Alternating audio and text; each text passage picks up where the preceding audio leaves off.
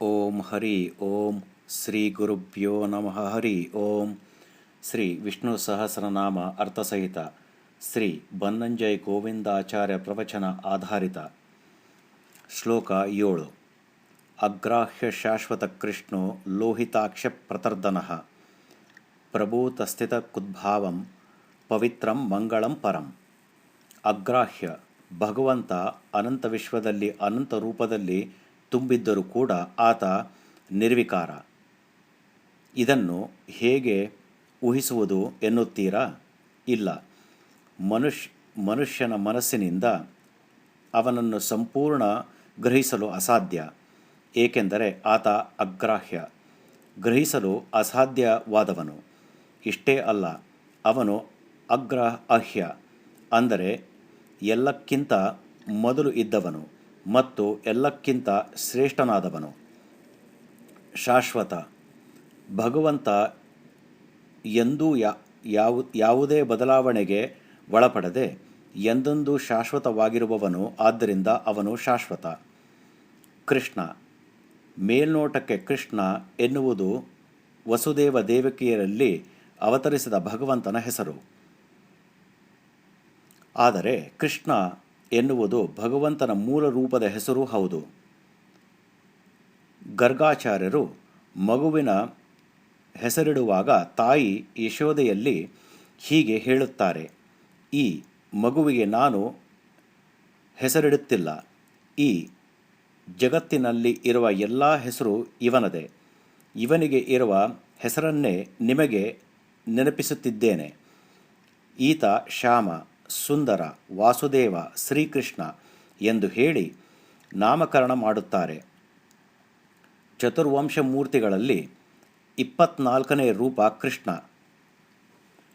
ಧರ್ಮದೇವತೆಯಲ್ಲಿ ಹುಟ್ಟಿದ ಒಂದು ರೂಪ ಕೃಷ್ಣ. ನರ, ನಾರಾಯಣ, ಹರಿ, ಕೃಷ್ಣ. ಭಗವಂತ ಸಹಸ್ರ ರೂಪಗಳಲ್ಲಿ ಕೃಷ್ಣ ರೂಪ ಕೂಡ ಒಂದು. ಮೂಲತಃ ಕೃಷ್ಣ ಎಂದರೆ ಕಪ್ಪು, ನೀಲಮೇಘಶ್ಯಾಮ. ನೀಲ ಅಂದದ ಪ್ರತೀಕ ಕೂಡ ಹೌದು. ಹಾಗಾಗಿ ಅತ್ಯಂತ ಸೌಂದರ್ಯವತಿಯಾಗಿದ್ದ ದ್ರೌಪದಿಯನ್ನು ಕೃಷ್ಣೆ ಎಂದು ಕರೆಯುತ್ತಿದ್ದರು. ದ್ರೋಣಾಚಾರ್ಯರು ಬಿಳಿ ಗಡ್ಡದ ಶ್ವೇತ ವಸ್ತ್ರಧಾರಿಯಾಗಿದ್ದ ಕಪ್ಪಗಿನ ಆಕರ್ಷಕ ವ್ಯಕ್ತಿ. ಇಲ್ಲಿ ಕಪ್ಪು ಜ್ಞಾನದ ಸಂಕೇತ. ಅತಿ ಕೋಪ ಬಂದಾಗ ನಾವು ಕೆಂಪಾಗಿ ಕಾಣುತ್ತೇವೆ.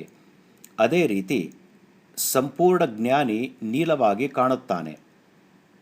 ಆದ್ದರಿಂದ ಪರಿಪೂರ್ಣ ಜ್ಞಾನಿ, ಸೌಂದರ್ಯಮೂರ್ತಿ ಭಗವಂತ ತನ್ನ ಅವತಾರದಲ್ಲಿ ಕಾಣಿಸಿದ್ದು ನೀಲಮೇಘಶ್ಯಾಮನಾಗಿ.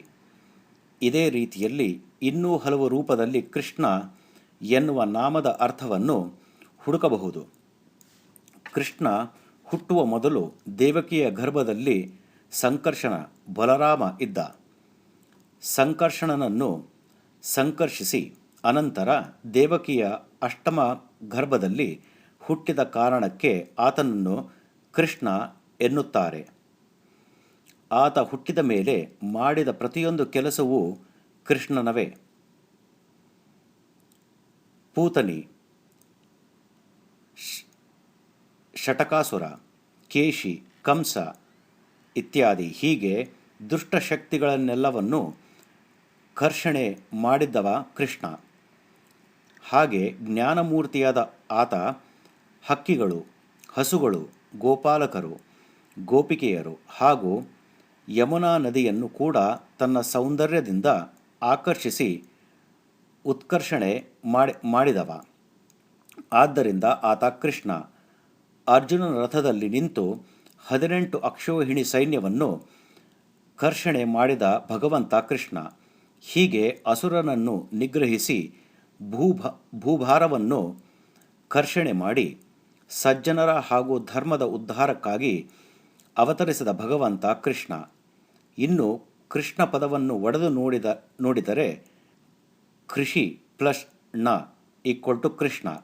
ಕೃಷಿ ಅಂದರೆ ಭೂಮಿ, ನ ಅಂದರೆ ಬಲ, ಅಥವಾ ಆನಂದ. ಆದ್ದರಿಂದ ಕೃಷ್ಣ ಎಂದರೆ ಧರ್ಮವನ್ನು ಬಲಪಡಿಸಲು ಭೂಮಿಯಲ್ಲಿ ಅವತರಿಸಿದ ಆನಂದ ಸ್ವರೂಪ ಭಗವಂತ. ಲೋಹಿತಾಕ್ಷ, ಲೋಕ ಪ್ಲಸ್ ಹಿತ ಪ್ಲಸ್ ಅಕ್ಷ ಅಂದರೆ ಲೋಕದ ಹಿತಕ್ಕಾಗಿ, ಭಕ್ತರ ಮನೋಭಿಲಾಷೆ ಪೂರ್ತಿಗಾಗಿ ತಾವರೆಯಂತಹ ಅರಳು ಕಣ್ಣು ಉಳ್ಳವ ಎಂದರ್ಥ.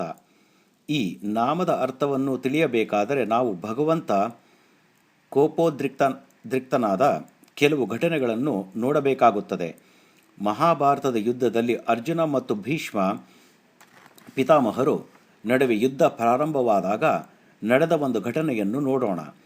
ಅರ್ಜುನ ತನ್ನನ್ನು ಮುದ್ದಿಸಿ ಆಡಿಸಿ ಬೆಳೆಸಿದ ಪಿತಾಮಹನೊಂದಿಗೆ ಮನಸ್ಸಿಲ್ಲದ ಮನಸ್ಸಿನಿಂದ ಯುದ್ಧ ಮಾಡುತ್ತಿರುತ್ತಾನೆ. ಇದನ್ನು ಗಮನಿಸಿದ ಸಾರಥಿ ಕೃಷ್ಣ ಕೋಪಗೊಳ್ಳುತ್ತಾನೆ. ಮಹಾಭಾರತದ ಯುದ್ಧದ ಮೊದಲು ತಾನು ಶಸ್ತ್ರ ಹಿಡಿಯುವುದಿಲ್ಲ ಎಂದು ಪ್ರತಿಜ್ಞೆ ಮಾಡಿದ್ದು ಕೃಷ್ಣ ಕೋಪಾವೇಶದಿಂದ ಭೀಷ್ಮನನ್ನು ಸಾಯಿಸಲೆಂಬಂತೆ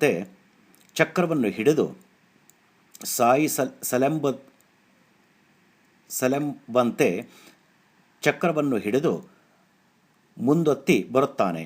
ಆಗ ಆತನ ಕಣ್ಣು ಕೆಂದಾವರೆ ಹೂವಿನಂತೆ ಕೆಂಪಾಗಿ ಕಾಣುತ್ತಿರುತ್ತದೆ.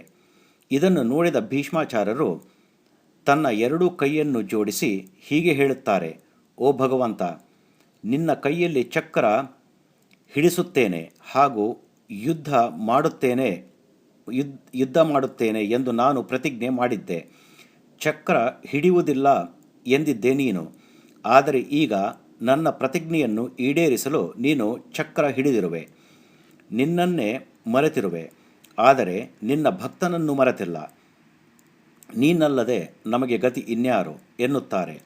ಈ ಘಟನೆಯಲ್ಲಿ ಲೋಕ ಕಲ್ಯಾಣಕ್ಕಾಗಿ ಭಗವಂತ ಕೋಪ ಮತ್ತು ಅದರ ಹಿಂದಿರುವ ಕರುಣೆ ವ್ಯಕ್ತವಾಗಿದೆ. ಇದೇ ರೀತಿ ಇನ್ನೊಂದು ಘಟನೆ ನರಸಿಂಹ ಅವತಾರದಲ್ಲಿ ಕಂಡುಬರುತ್ತದೆ.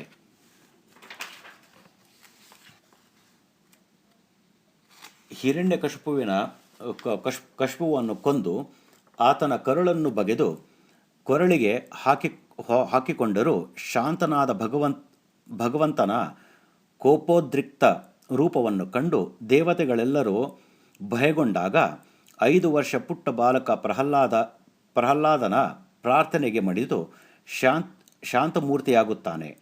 ಮೇಲಿನ ಘಟನೆಯಲ್ಲಿ ಲೋಕ ಕಲ್ಯಾಣಕ್ಕಾಗಿ ಭಗವಂತ ದುಷ್ಟರನ್ನು ತನ್ನ ಕೆಂಗಣ್ಣಿನಿಂದ ನಾಶ ಮಾಡಿ ಭಕ್ತರ ಅಭಿಲಾಷೆಯನ್ನು ಪೂರ್ತಿ ಮಾಡುವುದು ಕಂಡುಬರುತ್ತದೆ. ಇಂತಹ ಅರುಳುಗಣ್ಣಿನ ಭಗವಂತ ಲೋಹಿತಾಕ್ಷ, ಪ್ರತರ್ಧನಃ. ಭಾಷೆಯಲ್ಲಿ ಬರವಣಿಗೆಯಲ್ಲಿ ಸಂಕ್ಷಿಪ್ತ ಪದ ಅಬ್ರಿವೇಷನ್ ಉಪಯೋಗಿಸುವುದು ಮೂಲತಃ ಬಂದಿದ್ದು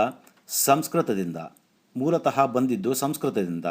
ಸಂಸ್ಕೃತ ಗ್ರಂಥಗಳಲ್ಲಿ ವಿಶೇಷವಾಗಿ ಪದದ ಸಂಕ್ಷಿಪ್ತ ರೂಪವನ್ನು ಉಪಯೋಗಿಸುತ್ತಾರೆ. ಪ್ರತರ್ಧನ ಎನ್ನುವ ಪದವನ್ನು ಈ ಕೆಳಗಿನಂತೆ ಬಿಡಿಸಬಹುದು: 1 ಪ್ರ ಪ್ಲಸ್ ತರ್ಧನ, 2 ಪ್ರ ಪ್ಲಸ್ ತರ್ಧ ಪ್ಲಸ್ ನಯತಿ. ಪ್ರ ಪ್ಲಸ್ ತರ್ಧನ. ಇಲ್ಲಿ ಪ್ರ ಎನ್ನುವುದು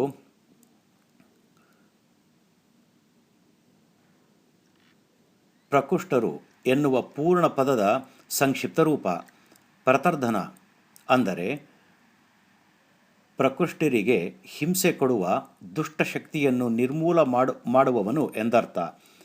ಪ್ರ ಪ್ಲಸ್ ತರ್ಧ ಪ್ಲಸ್ ನಯತಿ. ಇಲ್ಲಿ ಪ್ರ ಎನ್ನುವುದು ಪ್ರಹ್ಲಾದ ಎನ್ನುವ ಪೂರ್ಣ ಪದದ ಸಂಕ್ಷಿಪ್ತ ರೂಪ. ತರ್ಧ ಎಂದರೆ ಹಿಂಸೆ. ನಯತಿ ಎಂದರೆ ಹೋಗಲಾಡಿಸಿದವನು.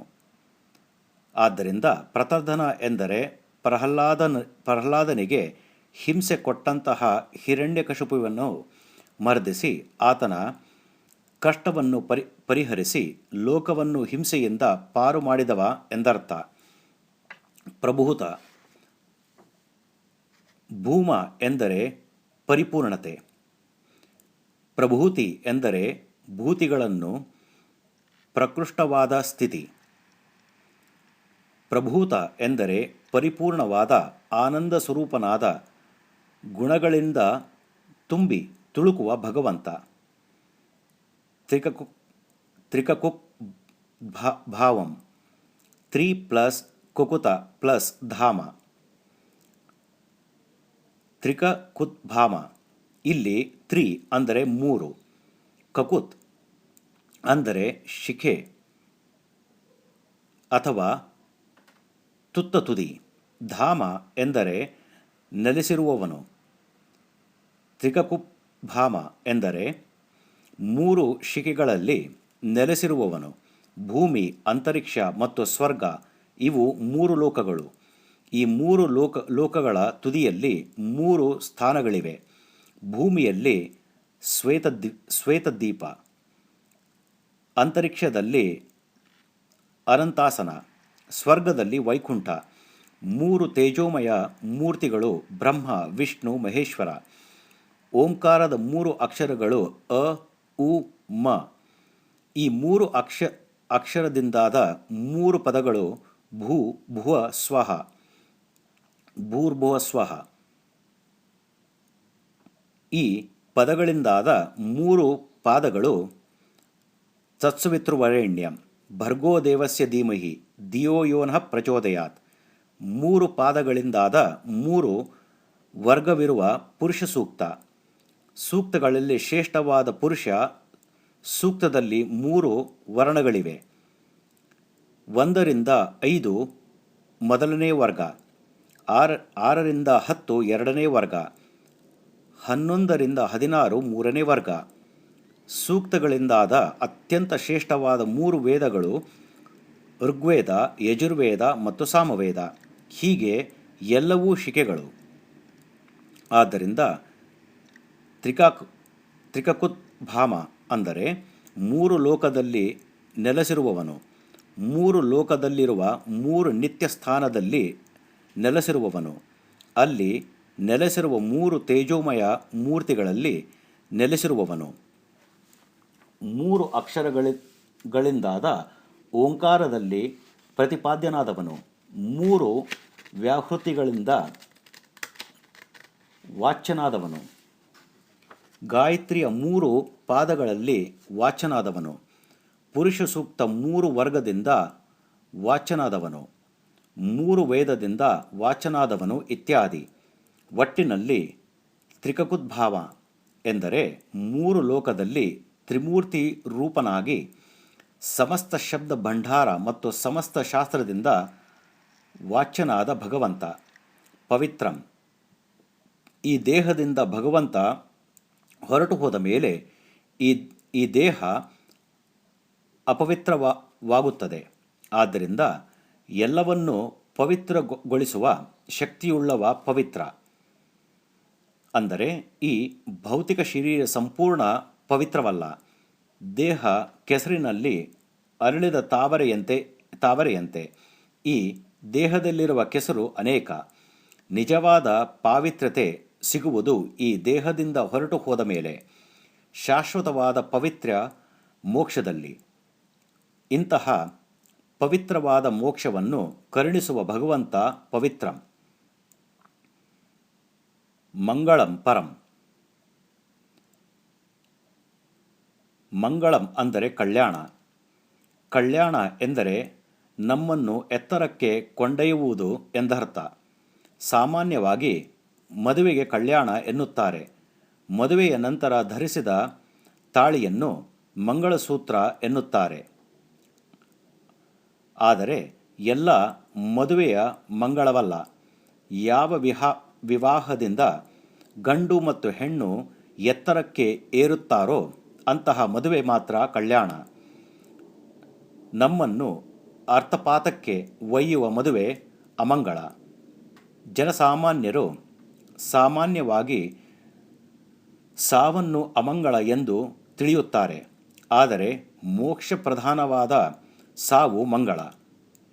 ಆತ್ಮಹತ್ಯೆ ಅಮಂಗಳ. ತನ್ನೆಲ್ಲ ಕರ್ಮವನ್ನು ಭಗವಂತನಿಗೆ ಅರ್ಪಿಸುವ ಇಹಕರ್ಮ ಮಂಗಳ. ಪಾಂಡವರು ಮಾಡಿದ ಕರ್ಮ ತನ್ನ ಸ್ವಾರ್ಥಕ್ಕಾಗಿ ಮಾಡುವ ಪರಕರ್ಮ ಅಮಂಗಳ. ಕೇವಲ ಮೇಲಕ್ಕೇರುವುದು ಮಂಗಳವಲ್ಲ. ಕೆಳಕ್ಕೆ ಇಳಿಯುವ ದಾರಿಯಲ್ಲಿ ಸಾಗುವುದು ಮಂಗಳ, ಅದೇ ಮೋಕ್ಷ. ಕೆಳಕ್ಕೆ ಇಳಿಯದ ದಾರಿಯಲ್ಲಿ ಸಾಗುವ ಮಂಗಳ, ಅದೇ ಮೋಕ್ಷ. ಭಗವಂತ ಮಂಗಳ ಮತ್ತು ನಮ್ಮನ್ನು ಮಂಗಳದತ್ತ ನಡೆಸುವವನು. ಆದ್ದರಿಂದ ಆತ ಮಂಗಳಂ ಪರಂ.